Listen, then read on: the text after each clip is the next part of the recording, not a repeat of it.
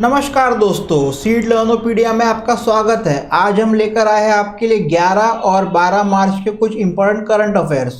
आप हमारे seed लर्नोपीडिया channel को लाइक करिए, शेयर करिए, सब्सक्राइब करिए ताकि आपको हमारे आने वाले नए वीडियोस का नोटिफिकेशन मिल सके। इसी के साथ में आपको एक बहुत ही महत्वपूर्ण सूचना देना चाहते हैं। हमारा जो ऑफलाइन सेंटर है वहाँ पर एक ऑफलाइन बैच शुरू हो रहा है बैंकिंग, एसएससी और रेलवे के लिए 13 मार्च से शाम को 6:30 बजे। अधिक जानकारी के लिए आप इस नंबर पर संपर्क कर सकते हैं 7447712004। तो स्टार्ट करते हैं आज का वीडियो। स्टार्ट करते हैं आज की फर्स्ट न्यूज़ से। आज की जो फर्स्ट न्यूज़ है वो हाइड्रोजन प्रोजेक्ट को लेकर है। बहुत ही अच्छी न्यूज़ है। European Investment Bank and IREDA explore a partnership to finance renewable energy and green hydrogen projects in India. European Investment Bank और IREDA ने पार्टनरशिप किया है ताकि रिन्यूएबल एनर्जी और ग्रीन हाइड्रोजन प्रोजेक्ट जो भी इंडिया में है उसको फाइनेंस कर सके, मतलब उसको पैसे की मदद कर सके। The collaboration would help in opening up new opportunities for the countries citizen and advancing the governments goal of achieving 50% of its installed energy capacity from non fossil fuels by the year 2030। ये collaboration से क्या होगा कि भारत के जो citizens हैं उनके लिए नई अपॉर्चुनिटीज़ तैयार होंगी ये वाले फील्ड के अंदर में, जैसे कि उसमें उनको जॉब मिलेगा, बाकी काफ़ी सारी फैसिलिटीज़ मिलेंगी। उसी के अलावा गवर्नमेंट का जो गोल है कि 2030 तक के 50% जो भी हमारे कैपेसिटी है एनर्जी जिससे हम प्रोड्यूस कर रहे हैं वो हमको नॉन फॉसिल फ्यूल से करना है। तो दोनों भी चीज़ों को मदद मिलेंगी। उसी के साथ में इसमें जो अपॉर्चुनिटीज़ की जो बात कर रहे थे वो renewable energy, green hydrogen, green ammonia, e mobility, battery storage, ऐसे सारे इसमें अपॉर्चुनिटीज़ आने वाली है। ये पार्टनरशिप कब हुई तो EIB की जो ग्लोबल डायरेक्टर है मारिया शो बैरेगन, ये IREDA के चेयरमैन और मैनेजिंग डायरेक्टर प्रदीप कुमार दास से मिले। कहाँ पर? IREDA के कॉरपोरेट ऑफिस में, वहाँ पर ये बात हुई, वहाँ पर ये पार्टनरशिप हुई। बढ़ते हैं नेक्स्ट न्यूज़ की तरफ। जो नेक्स्ट न्यूज़ है वो भी काफ़ी अच्छी न्यूज़ है। World Bank commits $1 billion to India for public health care infrastructure. World Bank जो है वो इंडिया को $1 बिलियन प्रोवाइड करने वाला है। किसके लिए? पब्लिक हेल्थ केयर के लिए। इसके पहले पब्लिक हेल्थ केयर के लिए उतना अवेयरनेस या उतना इम्पोर्टेंस वगैरह नहीं दिया जाता था, पर ये कोविड के बाद से हेल्थ काफ़ी ज़्यादा इम्पॉर्टेंट हो गई है। तो इसमें क्या हुआ है, आपका जो गवर्नमेंट ऑफ इंडिया है और जो वर्ल्ड बैंक है इन्होंने साइन किया है 2 लोन्स के लिए। दोनों की मात्रा रहेंगी $500 मिलियन, $500 मिलियन। और ये किसके लिए रहेगा? Public health system for pandemic preparedness. Pandemic अगर आगे कभी आता है या कुछ आ जाता है तो उसके लिए पब्लिक हेल्थ सिस्टम को प्रिपेयर करने के लिए $500 मिलियन का रहेगा। उसी के अलावा जो दूसरा जो $500 मिलियन है वो enhance health service delivery program के लिए रहेगा। आपने इसका भी नाम सुना होगा, प्रधानमंत्री Ayushman Bharat health infrastructure mission. तो ये बैंक जो है ये भारत को ये वाले मिशन में सपोर्ट करेगा, ठीक है। और ये जो दोनों जो लोन रहेंगे वो international bank for reconstruction and development में रहेंगे और इसकी जो मैच्योरिटी रहेंगी वो 18.5 साल की रहेंगी, मतलब 18.5 ईयर में इनको पैसा वापस करना है। और अगर नहीं कर पाए तो उसी के साथ में ग्रेस पीरियड भी दिया जाएगा 5 साल का, तो उतने टाइम में तो इनको वापस करना ही है। ये जो एग्रीमेंट जो हुआ है ये रजत कुमार मिश्रा जो additional secretary of department of economic affairs के और ministry of finance on behalf of government India भी है, और ऑगस्टो टानू कौमे जो कंट्री डायरेक्टर है इंडिया वर्ल्ड बैंक की, दोनों ने साइन किए हैं। इसमें से एक जो लोन रहेगा वो हेल्थ सर्विस को प्रायोरिटाइज करेगा 7 स्टेट के अंदर। 7 स्टेट कौन सी है? आंध्र प्रदेश, केरला, मेघालय, उड़ीसा, पंजाब, तमिलनाडु और यूपी। नेशनल लेवल पे भी होगा पर ज़्यादा पैसा ये पहले 7 स्टेट में दिया जाएगा। तो जो PHSPP वाला जो है वो सपोर्ट करेगा गवर्नमेंट को कि भाई अगर कभी भी कोई एपिडेमिक आता है या फिर कोई पैंडेमिक आता है तो उसको डिटेक्ट कर सके, उसको पहचान सके, ताकि पहचान अगर लोगे तो उससे फिर जो बर्बादी होगी या फिर जो डैमेज होगा वो कम होगा। और दूसरा जो $500 मिलियन रहेगा वो सपोर्ट करेगा गवर्नमेंट के एफर्ट को ताकि वो रीडिज़ाइन कर सके प्राइमरी हेल्थ केयर मॉडल को, जिसमें हाउस होल्ड एक्सेस रहेगा प्राइमरी हेल्थ केयर सर्विस को, स्ट्रॉन्गर लिंक रहेंगी हाउस होल्ड और प्राइमरी हेल्थ केयर फैसिलिटी के बीच में, जिससे कि रेगुलर हाउस होल्ड विजिट होगा और रिस्क असेसमेंट भी काफ़ी ज़्यादा बढ़ जाएगा नॉन कम्युनिकेबल डिसीज़ का। बढ़ते हैं नेक्स्ट न्यूज़ की तरफ। जो नेक्स्ट न्यूज़ है वो वापस से हाइड्रोजन फ्यूल को लेकर है। Shri Hardeep Singh Puri to launch hydrogen based advance FCEV। FCEV का फुल फॉर्म याद रखोगे, फ्यूल सेल इलेक्ट्रिक व्हीकल। जो यूनियन मिनिस्टर है हरदीप सिंह पुरी, उन्होंने दिल्ली में एक hydrogen based advance fuel cell का लॉन्च किया है। ये जो लॉन्च होने वाला है, ये the launch of the FCEV is an effort of the centre under its commitment towards cleaner energy and low carbon pathways. वही जो गवर्नमेंट का जो मिशन है क्लीन एनर्जी की तरफ, उसके तरफ में ये एक रहेगा। ये जो प्रोजेक्ट रहेगा, ये जो केवड़िया में जो पहले लॉन्च हुआ था गुजरात में, उसी के समान रहेगा। बढ़ते हैं नेक्स्ट न्यूज़ की तरफ। जो नेक्स्ट न्यूज़ है वो central board of direct tax को लेकर है। CBDT gives 5-year tax exemption for insolvency regulator IBBI। ठीक है, CBDT ने 5 साल का टैक्स एग्जेम्पशन दिया है 2022-23, 2023-24, 2024-25, 2025-26 और 2026-27 को। सितंबर 2022 में IBBI ने एक रेगुलेटरी फी भी अनाउंस किया था 0.2% का on corporate insolvency resolution process. अगर ये प्रोसेस के लिए आपको इतनी फीस लगेगी। उसी के अलावा 1% रेगुलेटरी फी थर्ड पार्टी के ऊपर भी लगाया था। बढ़ते हैं नेक्स्ट न्यूज़ की तरफ। जो नेक्स्ट न्यूज़ है वो सिटी यूनियन बैंक को लेकर है। सिटी यूनियन बैंक ने पहली बार क्रेडिट कार्ड लॉन्च किया है। किसके साथ में किया है? With partnership with 42 card solution. City Union bank जो है, इन्होंने पार्टनरशिप किया है 42 कार्ड सॉल्यूशन के साथ में, ताकि ये अपना वीज़ा सिग्नेचर क्रेडिट कार्ड दे सके मार्केट के अंदर में। पहली बार City Union Bank credit card लेके आ रहा है। इनिशियली जो बैंक है वो अपने एम्प्लॉयज़ को ही कार्ड देगा ट्रायल करने के लिए, कैसा चल रहा है, क्या चल रहा है वगैरह। उसी के अलावा इन लोगों का मिशन है कि भैया by the end of March 2023 30,000 active card हो जाए हमारे। इसमें जो पहली जो प्रायोरिटी रहेंगी वो दी जाएंगी जो उसके ऑलरेडी जो एग्जिस्टिंग कस्टमर है। ठीक है, पहले एग्जिस्टिंग कस्टमर को देगा, उसके बाद में फिर नए कस्टमर को देगा, क्योंकि क्रेडिट कार्ड मतलब बेसिकली ये क्रेडिट देना है, लोन देने के समान है। तो लोन वो लोग पहले, या फिर क्रेडिट कार्ड पहले उनके जो ऑलरेडी जो कस्टमर है उनको देना चाहेंगे, बाद में फिर दूसरे को दिया जाएगा। अगर आप सिटी यूनियन बैंक के कस्टमर हैं तो आप बैंक के मोबाइल ऐप पे जाइए और वहाँ से आप अप्लाई करिए और आपको 1.25% कैशबैक भी मिलेगा, जो भी आपके एलिजिबल स्पेंड्स रहेंगे उनके स्कीम के हिसाब से। बढ़ते हैं नेक्स्ट न्यूज़ की तरफ। जो नेक्स्ट न्यूज़ है वापस से बैंकिंग सेक्टर को लेकर है। Kotak AMC financial literacy campaign for women digit all. Kotak AMC financial literacy service ने कैंपेन लॉन्च किया है वुमेन के लिए, जिसका नाम है digit all.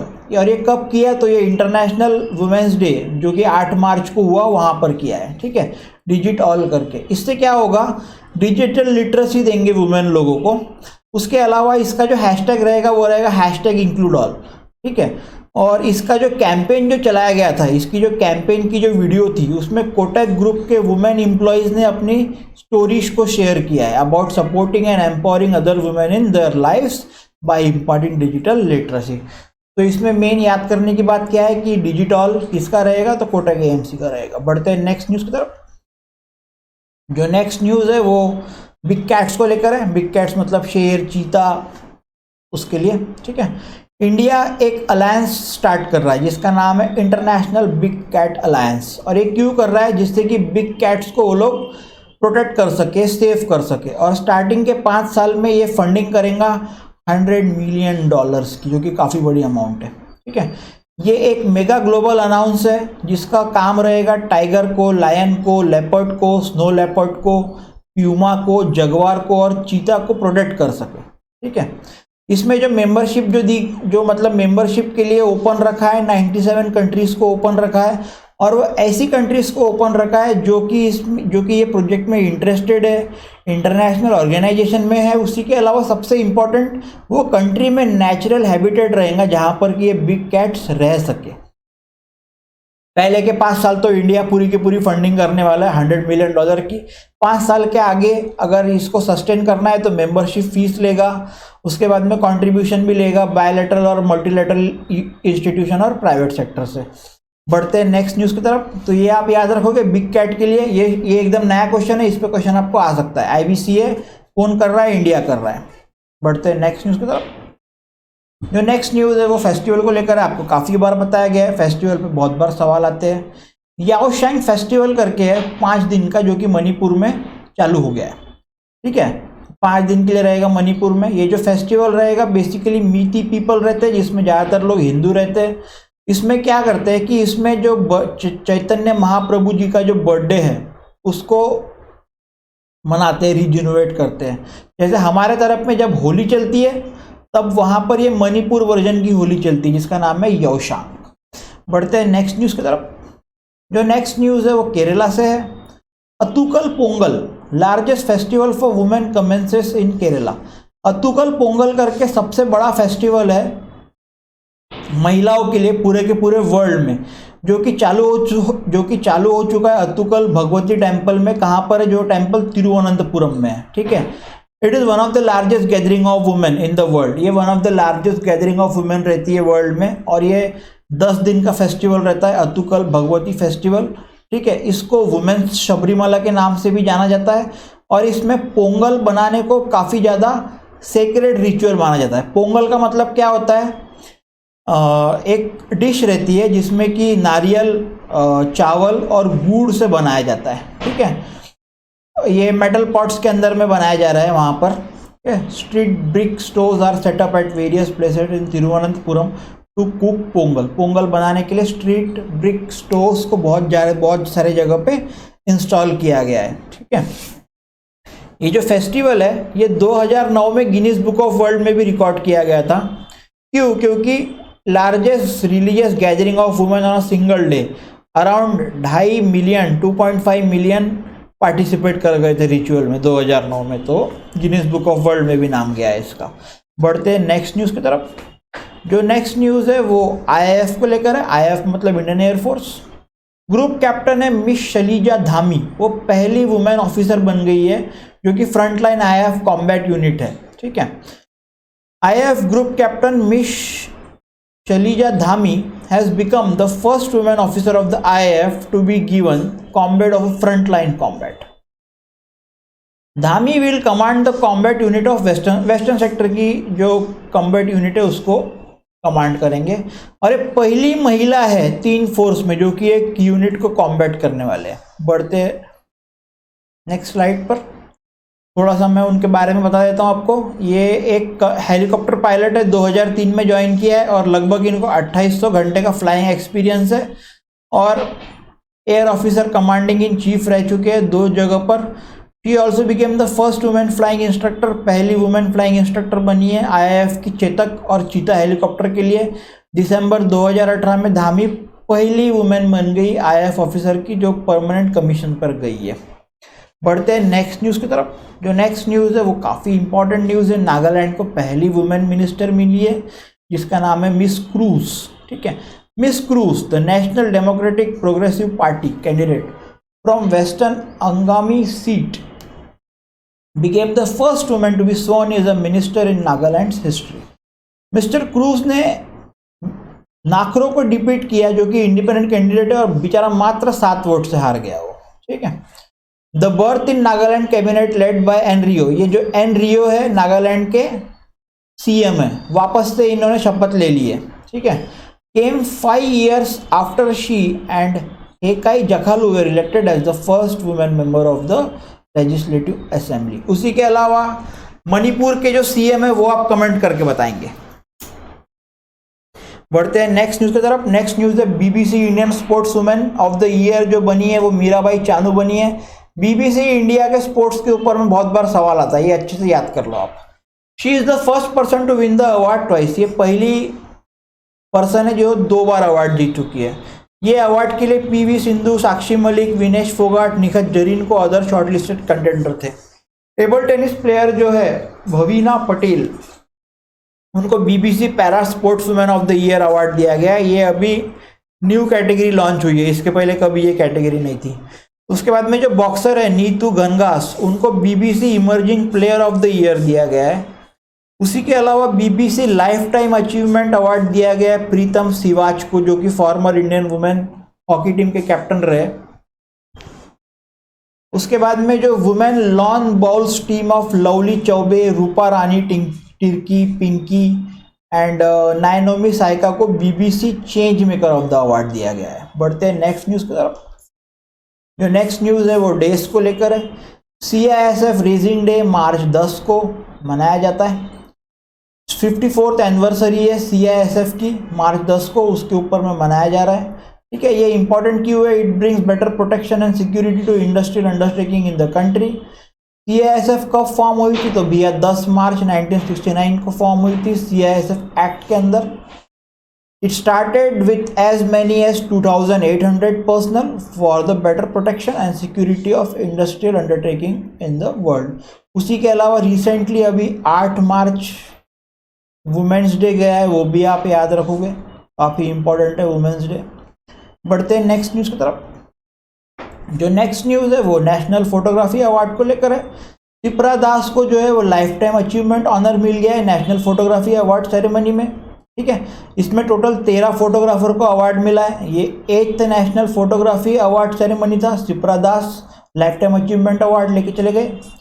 Senior photo journalist Shipra Das was honoured with life time achievement award. इसका जो थीम था अवार्ड का वो था cultural heritage of India and life and water. इनको 3 लाख रुपए मिले कैश प्राइज। क्यों? जिसको विनर है लाइफ टाइम अचीवमेंट अवार्ड का उसको 3 लाख रुपए दिए जाते हैं कैश प्राइज। बढ़ते हैं नेक्स्ट न्यूज़ की तरफ। जो नेक्स्ट न्यूज़ है वो फिर से यूपी से है। Uttar Pradesh government exempt electric vehicle buyers in state from tax and registration fees. UP में जो भी इलेक्ट्रिक व्हीकल खरीदेगा उसको टैक्स और रजिस्ट्रेशन फीस नहीं लगेंगी। यूपी के चीफ मिनिस्टर है योगी आदित्यनाथ जी, उन्होंने डिसाइड किया है कि हम भैया 3 साल के लिए अक्टूबर 2022 से हम प्रमोट करेंगे ईवी को, तो हम कोई भी टैक्स नहीं लेंगे और कोई भी रजिस्ट्रेशन फीस नहीं लेंगे। उसी के अलावा अगर कोई ईवी गाड़ी यूपी के अंदर में बनी है तभी भी उसको टैक्स का एग्जम्पशन मिलेगा। ठीक है, even if purchase electric vehicle is made in UP then also this benefit will be valid for 5 years। ठीक है, According to the UP Electric Vehicle Manufacturing and Mobility Policy, 100% tax exemption will be given on EVs sold and registered in UP। ये कब तक के रहेगा? तो भैया ये रहेगा 13 अक्टूबर 2025 तक के। अब इससे क्या होगा?